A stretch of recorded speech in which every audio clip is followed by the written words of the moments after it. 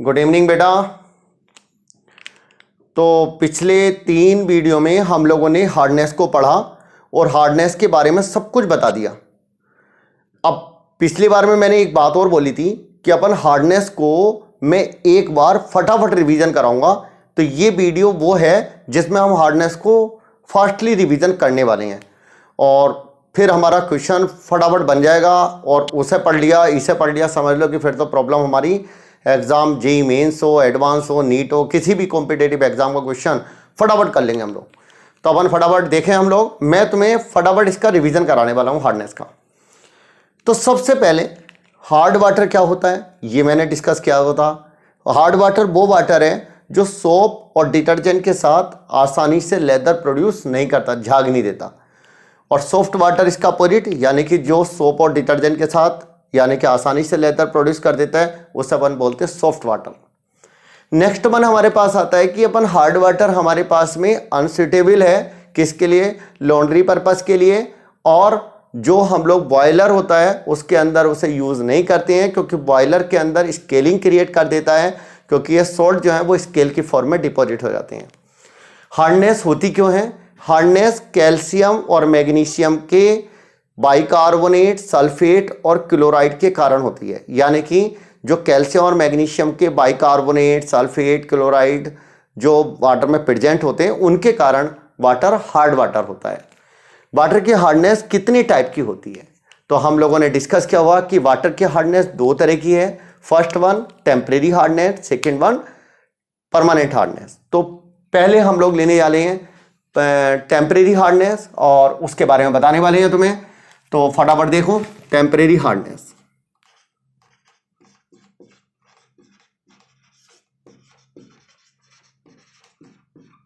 Temporary hardness, जो temporary hardness है इसके बारे में सबसे पहले जो पहला पॉइंट है, जो टेम्परेरी हार्डनेस है, दिस इज ड्यू टू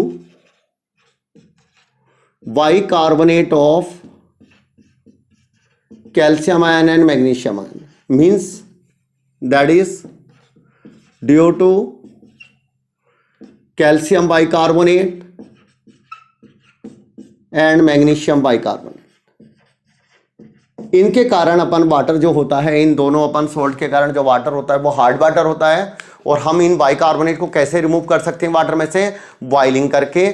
और एक अपन मेथड और बताए थे क्लार्क मेथड में। क्लार्क मेथड में हमने बताया था कि कैल्शियम हाइड्रोक्साइड अगर मिला देंगे तो ये वाटर से अपन जो दोनों सॉल्ट हैं वो रिमूव हो जाएंगे और वाटर हमारा सॉफ्ट वाटर में कन्वर्ट होगा। तो देख सकते हैं कैन बी रिमूव्ड,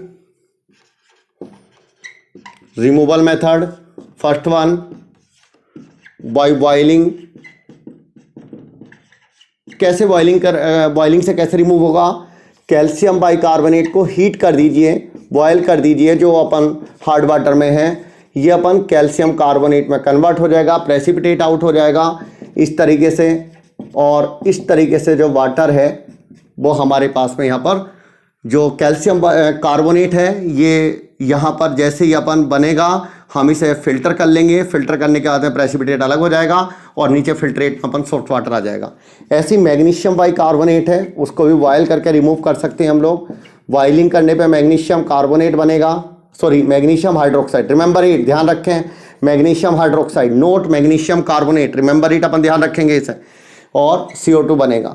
अपन ध्यान देंगे कि यहाँ पर जो मैग्नीशियम हाइड्रोक्साइड है वो क्यों बनता है। मैंने ये बात नोट्स में बताई हुई है कि मैग्नीशियम कार्बोनेट नहीं बनेगा, क्योंकि मैग्नीशियम हाइड्रोक्साइड की सोलिबिलिटी मैग्नीशियम कार्बोनेट से कम होती है। इसके कारण magnesium hydroxide as a precipitate यहाँ पर ऑब्टेन होता है। ठीक है ना। तो ये अपन था बॉइलिंग मेथड से अपन हार्डनेस को रिमूव करना। दूसरा मेथड हमारे पास है सेकेंड वन मेथड, यहाँ पे क्लार्क्स मेथड।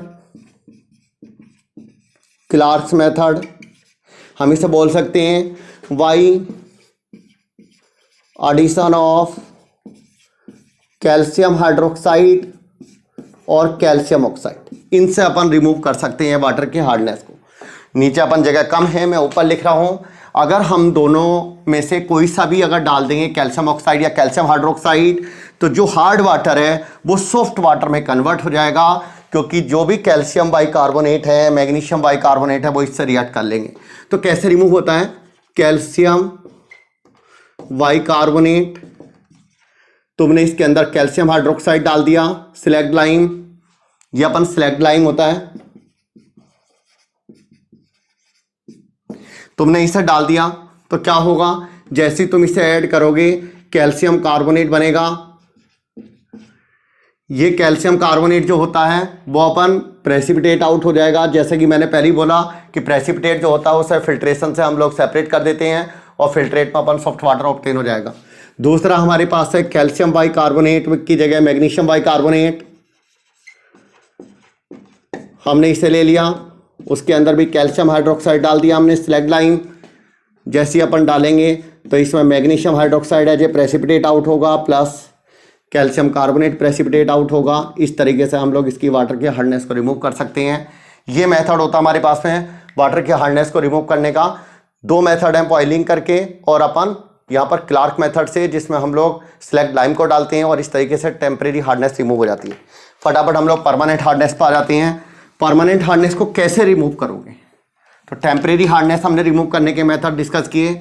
दो मेथड हैं, बॉइलिंग करके और क्लार्क मेथड। क्लार्क मेथड मतलब कैल्शियम हाइड्रोक्साइड मिला करके हम अपन यहाँ पर जो हार्ड वाटर है उसे सॉफ्ट वाटर में कन्वर्ट कर सकते हैं। अब आएगा हमारे पास परमानेंट हार्डनेस को रिमूव करने का मेथड। तो पहले एक बार परमानेंट हार्डनेस के बारे में जान लेते हैं। परमानेंट हार्डनेस, परमानेंट हार्डनेस क्या होती है, किसके कारण होती है? Permanent hardness is due to presence of chloride and sulfate of calcium plus 2 ion, magnesium plus 2 ion, Al plus 3 ion and so on। कैसे रिमूव करेंगे? Removal method, removal method, removal method of permanent hardness. First one, by addition of sodium carbonate, Basing soda.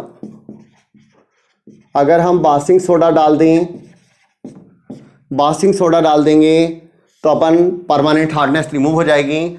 Sodium carbonate डालते ही जो भी अपन water के अंदर chloride और sulphate हैं calcium और मैग्नीशियम के, वो अपन कार्बोनेट में कन्वर्ट हो जाएंगे और उस केस में अपन उन कार्बोनेट को प्रेसिपिटेट हैं भी, उन्हें अपन फिल्टर करके अलग कर सकते हैं और हमें वाटर जो मिलेगा वो सॉफ्ट वाटर ऑब्टेन होगा। तो यहाँ पर ध्यान देंगे, हम लोग लिख सकते हैं MCl2 MSO4 प्लस Ne2CO3, देख सकते हो यहाँ पर बासिंग सोडा ये डाल दिया हमने सॉलिड। जैसे डालेंगे हम लोग तो यहाँ पर मिल जाएगा हमें, यहाँ पर हमें मिल जाएगा MCO3 प्लस NaCl और Na2SO4। यहाँ पर M क्या है? कैल्शियम और magnesium. Next one, second one हमारे पास मेथड क्या है? सेकेंड वन मेथड है काल्गन्स मेथड। काल्गन्स मेथड, इस काल्गन्स मेथड में क्या है बेटा? काल्गन्स क्या होते हैं? काल्गन्स मेथड में हम लोग लिखेंगे सोडियम, अपन लिख सकते हैं by addition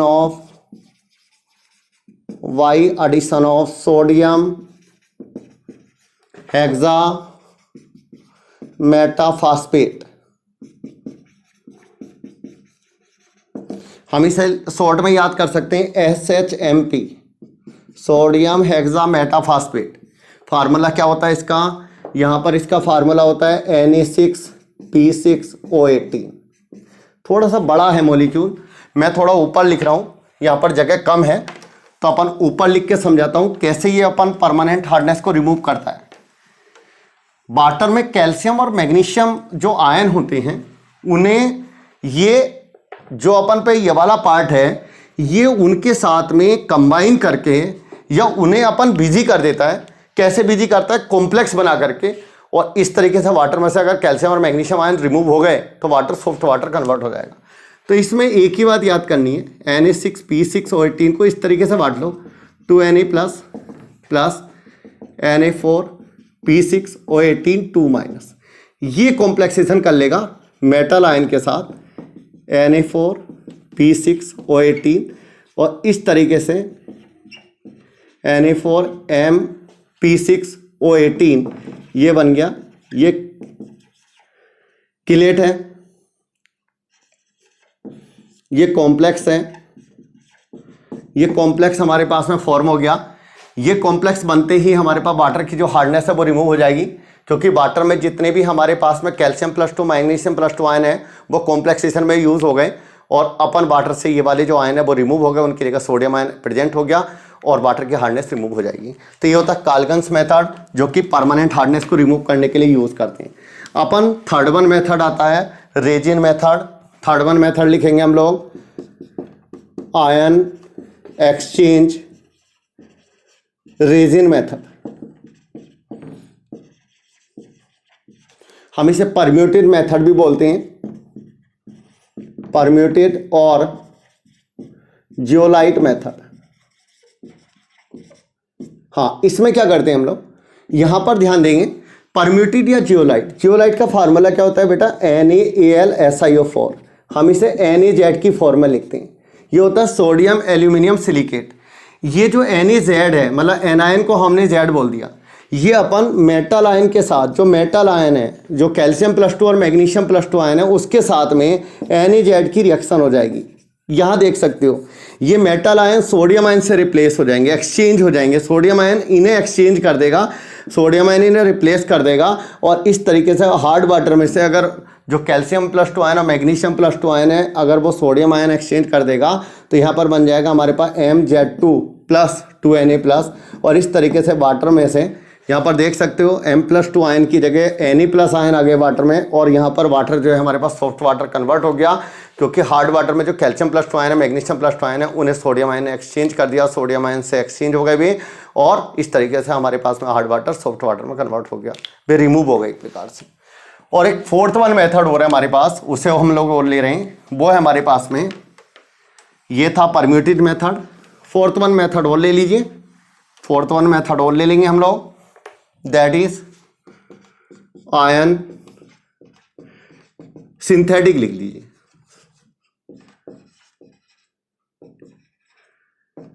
synthetic ion exchange resins method.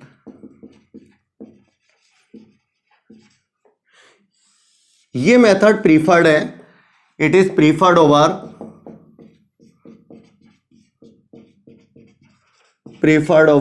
Permutit method. Permutit method पे प्रीफर्ड है। इसका रीजन क्या है, क्यों है ये प्रीफर्ड, क्योंकि परम्यूटेड मेथड में जो हमारे पास केटायन है वही एक्सचेंज अपन पे यानी कि रिप्लेस हो रहे थे। यहां पर क्या होता है, both cation and anion will be exchange bye H+ ion and OH- ion. तो लिख सकते हैं this method is based on exchange of cations. कौन से cation, calcium +2 ion, magnesium +2 ion and so on, और भी होगा तो कोई भी, and anions Cl- sulphate bicarbonate, इस तरीके से present in water H+ ion and OH- ion. हम लोग कैसे करते हैं, प्रोसेस क्या है पूरा, कंसीडर RSO3H, ये सल्फोनिक एसिड है, लार्ज ऑर्गेनिक मॉलिक्यूल, थोड़ा समझ लेंगे, ये एसिड है, इसमें NaCl डाल दीजिए, ये बन जाएगा RNA। यही हमारे पास मेटल आयन के साथ में रिएक्ट करेगा इस तरीके से, देख सकते हो कैल्शियम या मैग्नीशियम के साथ, यहां पर बना लेगा Mr2, ये ले लीजिए +2Na+,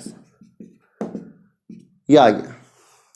अब हम लोग क्लियर हो गया कि अपन पे ये जो वाटर है वो सॉफ्ट वाटर है। यहाँ पर अगर हमारे पास में वाटर में से अगर कैल्शियम +2 और मैग्नीशियम +2 आयन ने R के साथ में कंबाइन कर लिया और उनकी जगह सोडियम आयन आ गया, तो वाटर सॉफ्ट वाटर हो चुका है।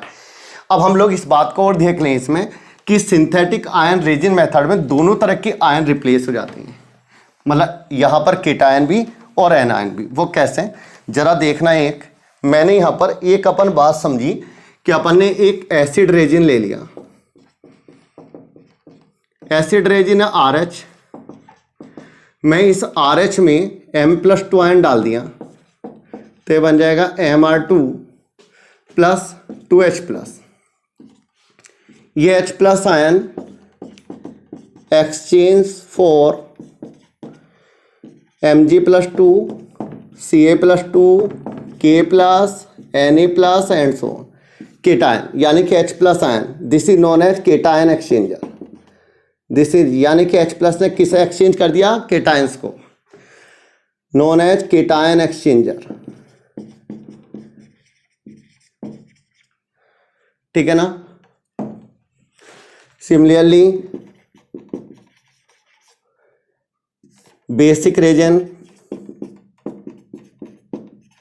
RNH2 वाटर में डाल दीजिए, RNH3 प्लस OH माइनस, इस तरीके से OH माइनस आयन एक्सचेंज किसे करने वाला है, OH minus ion exchange for anions Cl minus, sulphate ion, bicarbonate ion and so on. और इस तरीके से नाउ हम लोग फाइनली एक लाइन और लिख सकते हैं, जगह थोड़ी कम है नीचे, ऊपर लिख देता हूं मैं। Finally this H plus ion and OH minus ion लिख सकते हैं।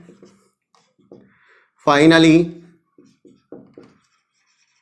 OH minus ion combine with free H plus ion and form demineralised water,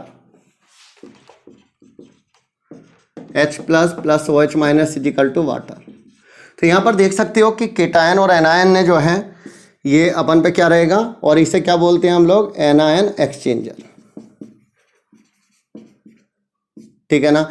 एक बात ध्यान रखना है कि अपन केटायन और एनायन एक्सचेंजर ये मेथड प्रीफर्ड ओवर इसलिए कि इसमें दोनों तरह के अपन आयन जो थे वाटर में वो अपन पे एक्सचेंज हो गए, यानी कि एनायन भी एक्सचेंज हो गए, केटायन भी एक्सचेंज हो गए, और यहाँ जो वाटर मिलेगा डीमिनरलाइज मिलेगा, यानी कि हमें जो है वो इम्प्योरिटीज से फ्री मिलेगा। इसलिए ये वाटर बहुत ही प्योर होता है, और इसलिए मेथड जो होता है वो आयन एक्सचेंज रेजिन मेथड पर प्रीफर्ड ओवर है, परम्यूटेड मेथड पर प्रीफर्ड है। ठीक है। तो ये था हमारे पास में यानी कि टेम्परेरी हार्डनेस, परमानेंट हार्डनेस, दोनों को रिमूवल के मेथड और क्या होती हैं, तो फास्टली हम लोग रिवीजन कर सकते हैं और अपन जेईई मेंस, एडवांस और नीट की प्रॉब्लम को बहुत बढ़िया तरीके से सोल्व कर सकते हैं।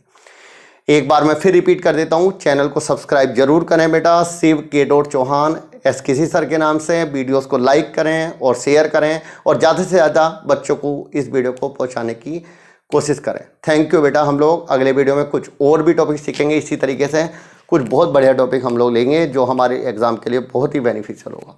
ओके बेटा, थैंक यू।